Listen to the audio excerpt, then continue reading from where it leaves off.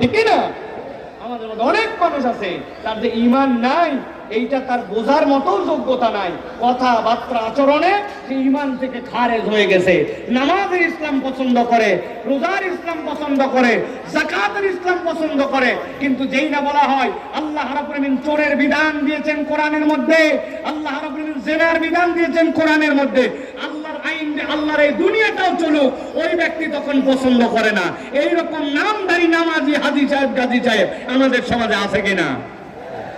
ভালো করে এটা পরিষ্কার করতে হবে। তাহলে আমলকে ভারী করতে হলে ঈমান লাগবে। 2 নম্বর কি লাগবে? যে আমলকে যদি ভারী করতে চাই তাহলে নিয়তটাকে বিশুদ্ধ করা লাগবে। নিয়ত কি করা লাগবে? বিশুদ্ধ নিয়ত লাগবে।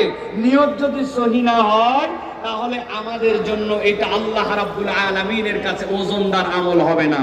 আর 3 নম্বর, যে আপনাকে আমলটা করতে হবে নবীজি সাল্লাল্লাহু আলাইহি ওয়াসাল্লামের পদ্ধতি অনুযায়ী।